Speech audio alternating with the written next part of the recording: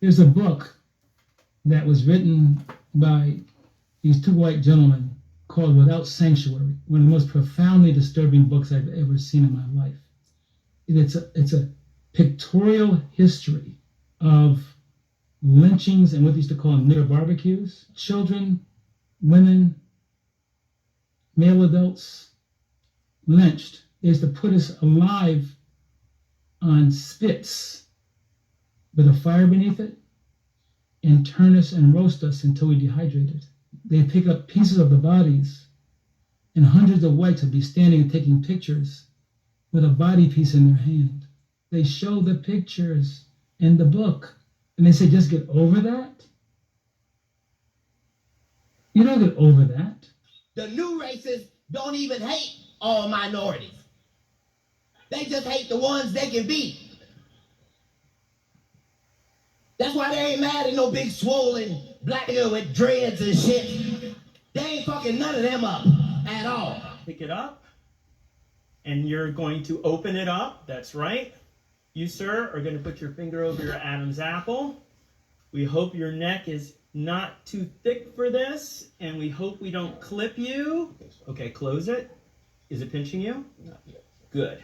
Remove your finger, and I want you to put your hands on both of these bars. I will just get this on so it doesn't fall off. This was put on a person to keep them from getting into the woods. You could not lay down or sleep with this. If I tripped and fell, the prongs would hit the ground first and my neck would break. I paraded around in this for 20 minutes having pictures taken, and then was in bed for the next 3 days with a sore neck and shoulders. There's always some 17-year-old light-skinned nigga that looked like he just had a backpack on and got a belly full of yoo-hoo, and he ended up dead. So enslavers, Thompson found, pushed enslaved people to pick as fast as they could all day long. Here we have one of our earliest photos of people picking cotton from the 1860s, actually. It wasn't the same for everybody. Each picker had a stint or daily task to perform, Thompson recalled. That is, each of them was required to pick so many pounds of cotton, and when in default, they were unmercifully whipped. I keep saying, praise Jesus, let one of these racists run up on me at a gas station, bless God, and tell me my music is too loud. And see, if I don't shut off music for the both of us.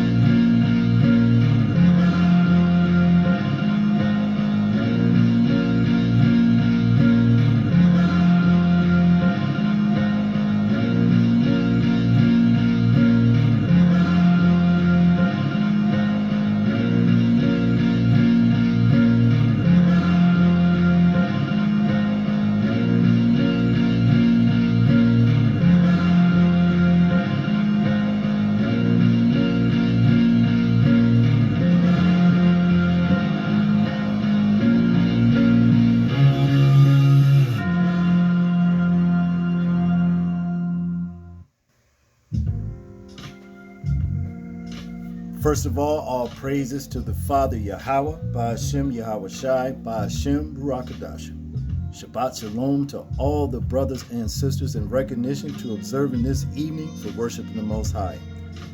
Sundown this evening to sundown tomorrow evening, which we're already into sundown well within, and I hope you guys are getting some worship, rest, and praises into the Most High, because He is definitely worthy of such. And also because He commands us to do it, okay?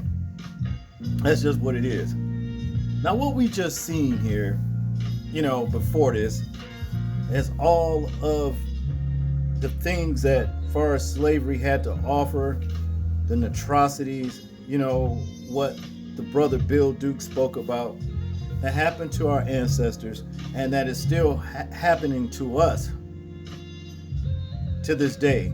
You know, may not be on the level that it was for our ancestors, but it still is happening to us just the same, is what I'm saying. And as you can see here, it says, see you in the valley. Who do you think that the Most High is talking to right now? I can tell you who he's talking to. He's talking to the nations who plotted, you understand, I mean, on our ancestors, which is the children of Israel, better known as the children of Judah, okay, basically, the seed of Judah, okay? Oh no, Jacob. We're Judah, the seed of Jacob. Let me get that right, you understand? But basically, that's what it all boiled down to, you understand what I'm saying? So, for all of the horrific things that our ancestors went through and the things that we are enduring to this day, the Most High has a plan for the nations, the enemy themselves. See you in the valley. Keep focused on the word of the valley. The word valley, okay? Because we're finna talk about what the Most High is going to do, you know, in the valley. And I can guarantee you, there will be no peace in this valley when the Most High comes, okay? So without further ado, let's get into the word.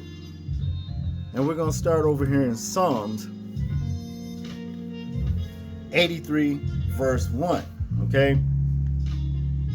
And it reads, verse 1, a song of Psalms of Asaph. Keep not thou silence, O God, hold not thy peace, and be not still, O God. For lo, thine enemies make a tumult, and they that hate thee have lifted up the head. Okay?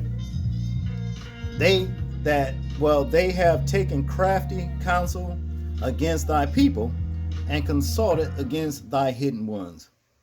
They have said, come and let us cut them off from being a nation, that the name of Israel may be no more in remembrance. For they have consulted together with one consent. They are confederate against thee. Who is he talking about when he's saying these things? We're talking about the nations, okay? We're talking about the nations. Who are the nations? Here in verse 6 it says, the tabernacles of Edom, and the Ishmaelites of Moab, and the Hagarenes, Gebal, Ammon, Amalek, the Philistines, with the inhabitants of Tyre. Asher also is joined with them. They have holpen the children of Lot, Selah.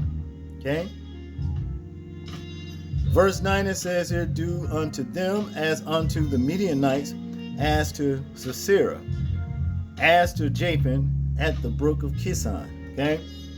Which basically the Most High is going to destroy these nations right here. Now, some of these people, groups, Edom, we know who that is. Okay? The Ishmaelites are the Arabs. Moabites, Moab is supposed to be Chinese, Asians. I'm not sure who the Hagarenes are. Okay? Ammon, I'm not sure who Gebal is, and Ammon is supposed to be the Japanese. And you got the Amalekites, and you got the Philistines, the inhabitants of Tyre. That is said to be Hamites, which are so-called, who we're called African Americans. No, we're talking about African people in itself. Okay, the Philistines with the inhabitants of Tyre. These are Hamitic people. Okay, now let's go over here in Joel. Remember what I said. Keep focus on the word valley. See you in the valley. Check this out. Joel chapter 3 verse 1. For behold, in those days and in that time well, I shall bring again the captivity of Judah and Jerusalem. Okay? Now, in this day and age is the captivity we're still in of Judah and Jerusalem. We are in spiritual Egypt. Okay, spiritual Egypt is where we are now. Remember, the Most High delivered our ancestors out of Egypt by way of opening the Red Sea for our ancestors to cross. Okay, well, now we are in spiritual Egypt. Remember, he said, well, right here it says he was going to bring in these days, in those days, meaning now, when he going to bring again the captivity of Judah and Jerusalem. Okay, and this is what it's talking about. Now, verse 2, I will also gather all nations and will bring them down into the valley of Jehoshaphat. Remember, valley, here it is. And will plead with them there for my people and for my heritage Israel, whom they have scattered among the nations and parted my land. And they have cast lots for my people, and have given a boy for an harlot, and sold a girl for wine, that they might drink. Okay. Now, when you cast lots, we've seen.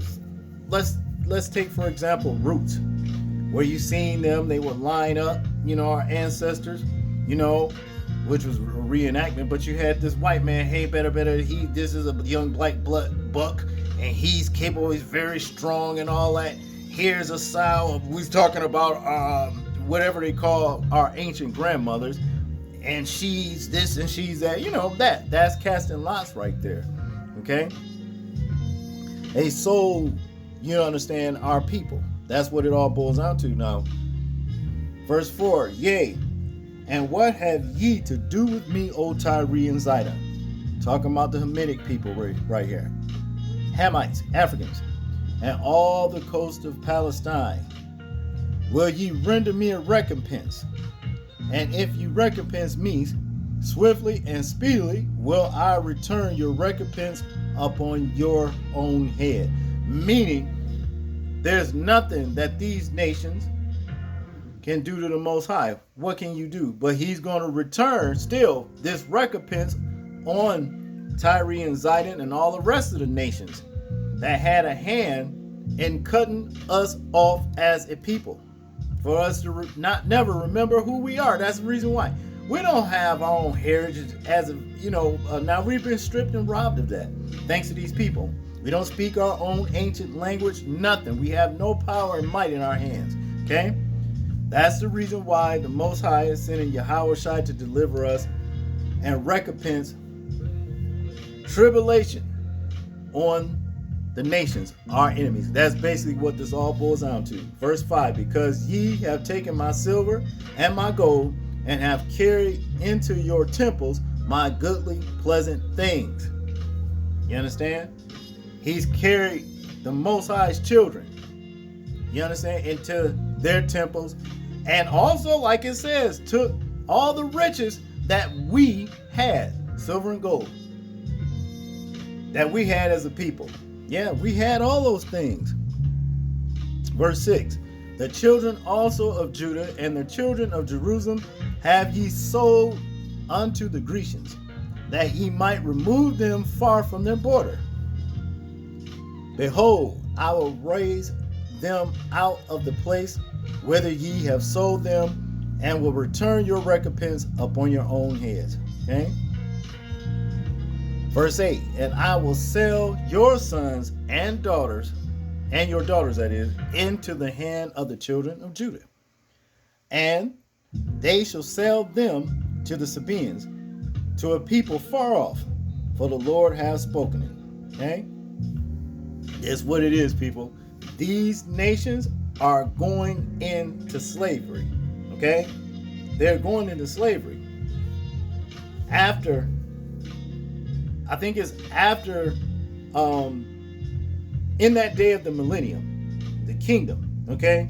Yeah, they're going to have to work for, like, I think 1,000 years when the Most High comes back to rule with the rod of iron, okay?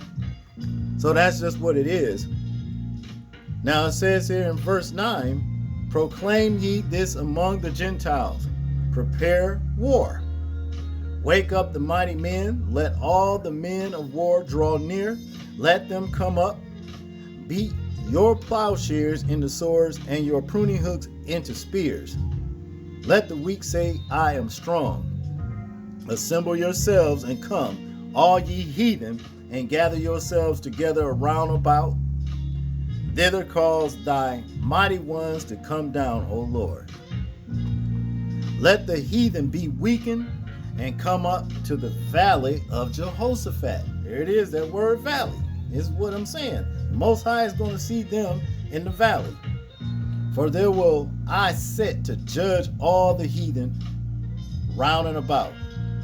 Put ye in the sickle, for the harvest is ripe. Come get you down, for the press is full. The fats overflow, for their wickedness is great. Multitudes in the valley of decision. For the day of the Lord is near in the valley of decision. The sun and the moon shall be darkened, and the stars shall withdraw their shining. The Lord also shall roar out of Zion and utter his voice from Jerusalem, and the heavens and the earth shall shake. But the Lord will be the hope of his people, and the strength of the children of Israel. So shall ye know that I am the Lord, your God, dwelling in Zion, my holy mountain. Then shall Jerusalem be holy, and there shall no strangers pass through her anymore. Okay? This ain't gonna happen no more after this. You understand what I mean? After this is all said and done. Okay? Now, verse 18. And it shall come to pass in that day that the mountains shall drop down new wine, and the hills shall flow with milk, and the rivers of Judah shall flow with waters, and a fountain shall come forth of the house of the Lord, and shall water the valley of Shittim. Egypt shall be a desolation, and Edom shall be a desolate wilderness for the violence against the children of Judah, because they have shed innocent blood in their land. But Judah shall dwell forever, and Jerusalem from generation to generation. For I will cleanse their blood that I have not cleansed, for the Lord dwelleth in Zion. Okay? Now, to get into what he's going to do to these people, these nations, before they shed their wicked flesh. Yes, it says here, and the winepress was trodden without the city, and the blood came out of the winepress, even unto the horse's bridle. But the space of 1,600 furlongs. Okay?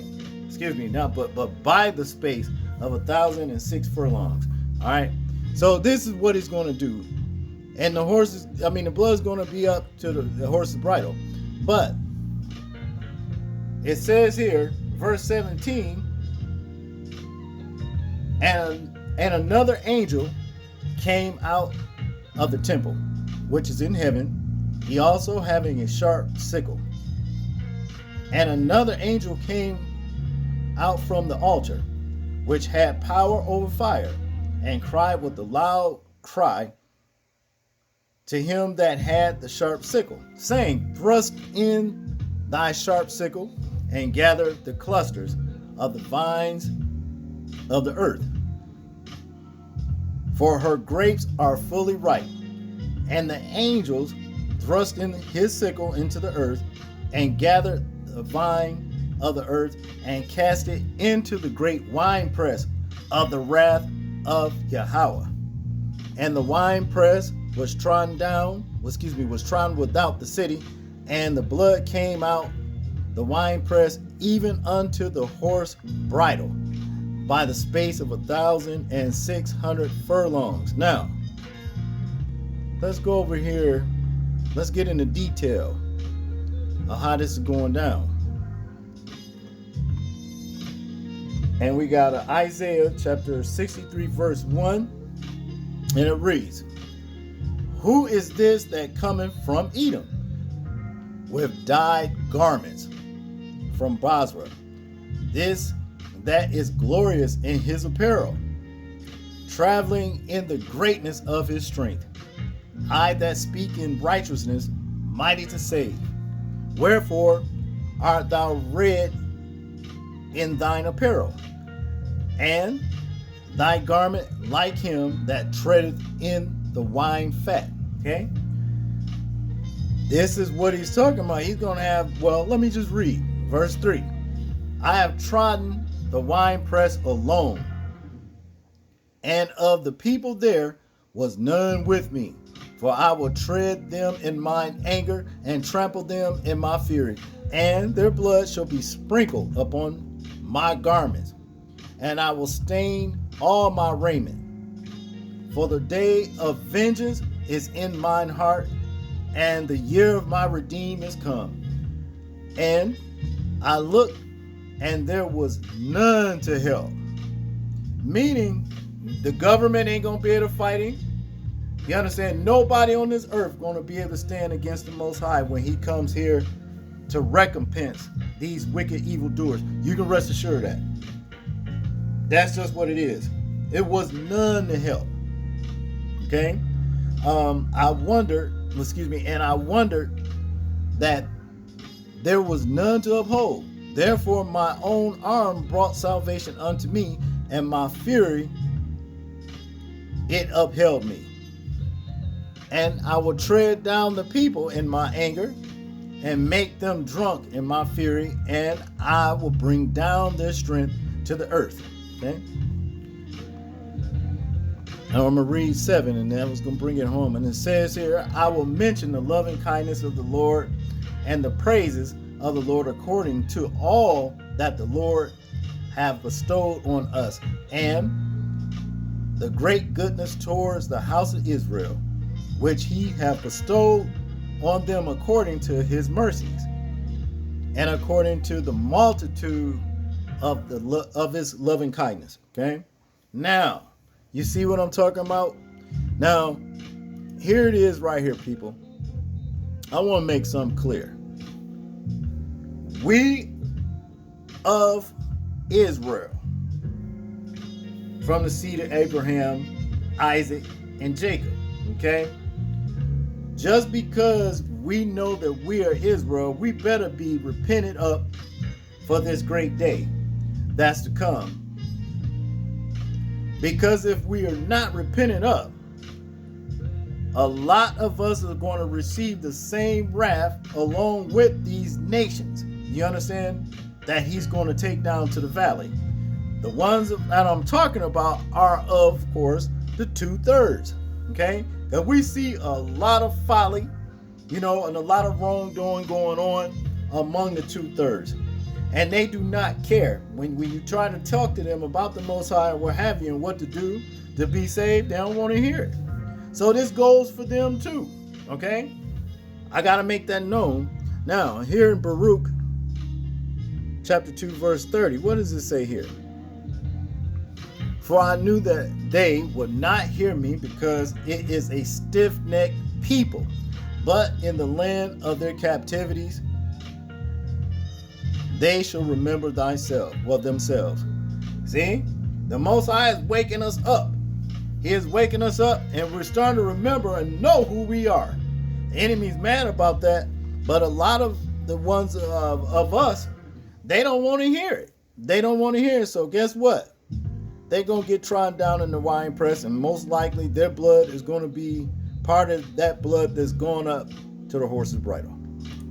So, this has been See You in the Valley. You understand? That's what this is all about. You understand? If I could have got some more people in there, I would have had more nations in there along with it, even some of our people. Because as we know, hey, they have the same mindset as these ones that's looking up at this image right here. Okay? And that's just what it is. I hope that I said something that stimulated spiritual growth. And I hope the lesson was edifying to you brothers and sisters out there. You understand? And I hope that a lot of y'all, or whoever see this as not repentant, repent while there's still time before the wrath of the Most High come upon this earth. Because when that happens, it's going to be too late. If you die in your sins, there's a good chance it's going to be too late there as well. You understand? That's all I got on this one, people. All praises to the Father Yahweh, by Hashem, Yahweh Shai, by Hashem Ruach Hadash. People, please remember to live your life as though we're being watched. Simply because we are. This is James, and I'm out. Peace.